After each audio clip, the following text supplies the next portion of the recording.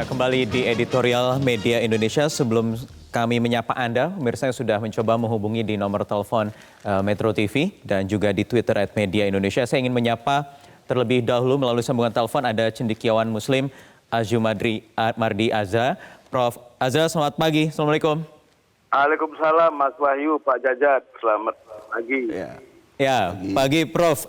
Editorial judul hari ini adalah hentikan narasi anti-Islam. Sudah tepatkah memang apa yang disampaikan langsung oleh Buya Syafi'i Ma'arif kemarin ini, Prof? Saya kira itu lebih dari tepat lah, karena apa yang dilakukan oleh Pak Jokowi yang tadi sudah di list ya, cukup lengkap oleh Mas Wahyu dan juga laporan dari Metro TV. Saya kira itu sudah jelas sekali ya, bahwa narasi anti-Islam terhadap Jokowi ini saya kira tidak berdasar dan lebih banyak didasarkan pada kepentingan politik yang kemudian menciptakan narasi yang manipulatif begitu ya. Narasi yang manipulatif itulah yang dibikin ya, dan disebarkan di media sosial. Jadi saya kira kalau dilihat dari faktanya, apa yang dinarasikan itu jauh panggang dari asli sekali ya. Apa bahayanya jika narasi ini tidak dihentikan, Prof?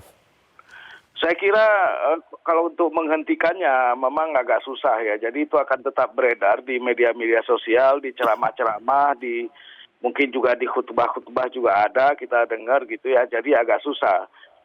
Yang jelas saya kira tim kampanye Jokowi harus menjelaskan ini kepada publik. Juga menyebarkan informasi atau data yang akurat di media sosial, karena yang kita lihat dari tim Jokowi ini di media sosial itu kurang sekali, sementara kemudian berita-berita narasi anti-Islam itu kencang sekali di media-media sosial. Nah, tapi saya melihat bahwa masyarakat kita mungkin nggak begitu banyak terpengaruh, kecuali memang lawan-lawan politik Jokowi ya, itu saya kira memang mereka menyebarkan itu. Tapi kalau yang masyarakat yang lain saya kira nggak begitu banyak terpengaruh lah gitu. Tapi bukannya apakah ini mengerikan begitu ketika yang terpengaruh justru kaum intelektual yang juga sekaligus ikut menghembuskan narasi-narasi ini, Prof? Ini yang kita sesalkan di media sosial. Itu saya sering sekali melihat ada dokter, ada profesor yang malah ikut-ikutan menyebarkan narasi yang menyesatkan itu. Narasi-narasi yang memperhadapkan antara Jokowi dengan umat Islam, seolah-olah Jokowi itu anti-Islam. Padahal jelas sekali tuh, cawapresnya sendiri adalah ulama, ya kan, pimpinan Ketua Umum MUI, Pak Kiai Haji Ma'ruf Amin. Nah, apalagi kemudian saya kira seperti pemilu yang lalu itu ada yang menantang. Kalau misalnya Jokowi dituduh anti-Islam, ya sudah musabakah imam saja, suruh calon-calon ini menjadi imam pada waktu sholat, suruh membaca Quran. Nah, siapa yang tidak bisa baca Quran tidak bisa jadi imam begitu. Itu kan dulu tahun 2014 sudah beredar itu untuk membuktikan gitu siapa sebetulnya yang lebih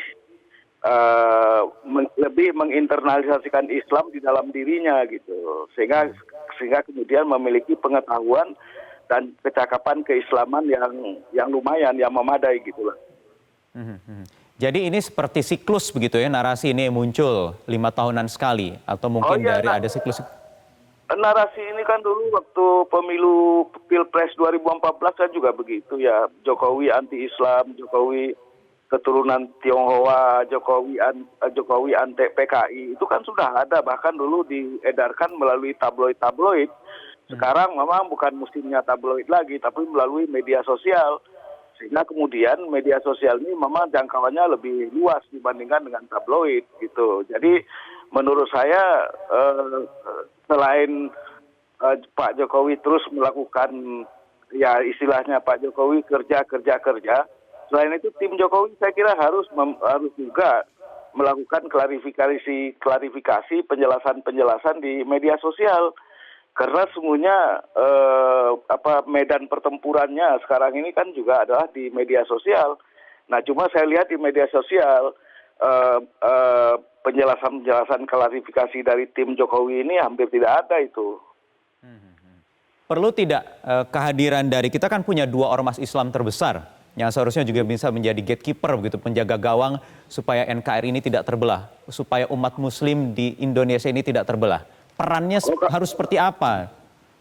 Kalau itu saya kira sudah pastilah NU, Muhammadiyah, Al-Wasliyah, Nahdlatul Watan, Matlaul Anwar di Banten dan seterusnya itu, saya kira itu memang menjadi penjaga gawang NKRI, Pancasila dan Bhinneka Tunggal Ika, dan selama ini kan mereka terus selalu berkomitmen untuk berkomitmen sepenuhnya pada NKRI, Pancasila dan Bhinneka Tunggal Ika itu. Jadi oleh karena itu memang ormas-ormas Islam ini harus lebih proaktif ya, harus berbicara lebih tegas dan lebih jelas ya mengenai isu-isu mengenai apakah pemerintahan sekarang ini anti-Islam atau tidak. Ya saya kira mereka bisa walaupun tanpa harus terlibat dalam politik praktis. Saya kira kalau para pimpinannya menjelaskan ya apa yang dilakukan oleh pemerintahan sekarang khususnya Jokowi dalam kaitannya untuk kepentingan umat Islam, kepentingan bangsa, saya kira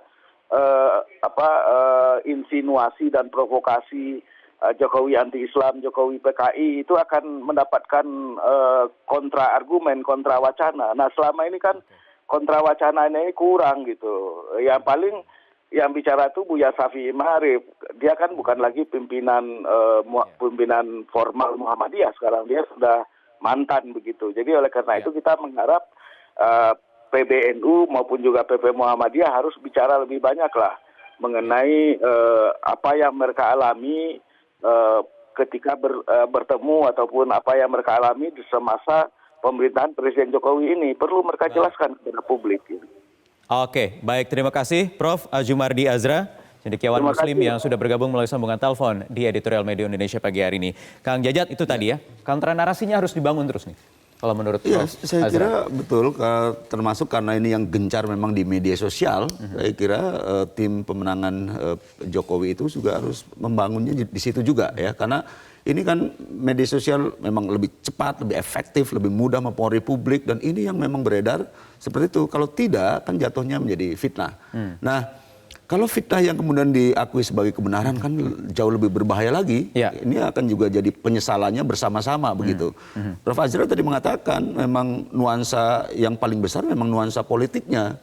Nah, ini bukan barang baru. Dari awal 2014, 2015 sudah dimulai memang membangun itu. Karena menurut analisis mereka mungkin dengan memakai isu agama memang yang paling efektif untuk menyulut dan menimbulkan antipati. Nah, pihak Jokowi kelihatannya memang udahlah membuktikan saja dengan kerja tidak mau terlalu menjelaskan, meladeni seperti ada betulnya, tetapi juga ada tidak betulnya. Karena ini kan perang kita itu kan perang melawan persepsi.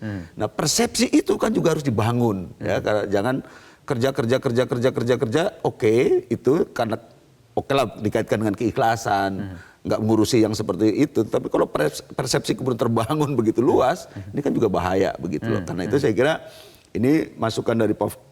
Azra, saya kira juga harus dicatat oleh tim pemenangan supaya ini juga tidak menjadi kemudian masalah kedepannya. Nah kalau kemudian ya sudahlah kami ikhlas bekerja, ya satu pihak memang betul, tapi di lain pihak juga akan tetapi kontra narasinya bagaimana yang harus disampaikan, yang harus dibangun. Kalau kita lihat sepertinya Presiden sendiri juga tampak gerah beberapa waktu lalu ya, setelah sekian lama, sekian tahun hanya menerima saja, nampak ikhlas, tapi sempat keluar juga. Ya gini, dia mungkin ingin menguji masyarakat juga, masyarakat sudah dewasa, sudah justru, tapi kan juga ada ambivalensi juga, ada paradoks juga. Justru masyarakat yang terpelajar itu tadi disebutkan Prof. Azra itu, intelektual profesor, ada doktor, justru yang menyebarkan itu. Nah karena itu saya kira, betul, misalnya Buya Syafi'i Ma'arif mengatakan di Madrasah Mualimin, itu satu-satunya presiden yang baru berkunjung di sekolah itu, di Madrasah Mualimin di Jogja itu, sejak tahun 56 itu. Nah, terus kemudian juga ikut membantu beberapa pendirian institusi pendidikan Muhammadiyah begitu. Dia membuktikan saja. Nah, tapi kalau ini juga tidak dikomunikasikan, persoalannya lagi-lagi keikhlasannya iya, tapi bagaimana nih orang yang sudah terlanjur ya punya persepsi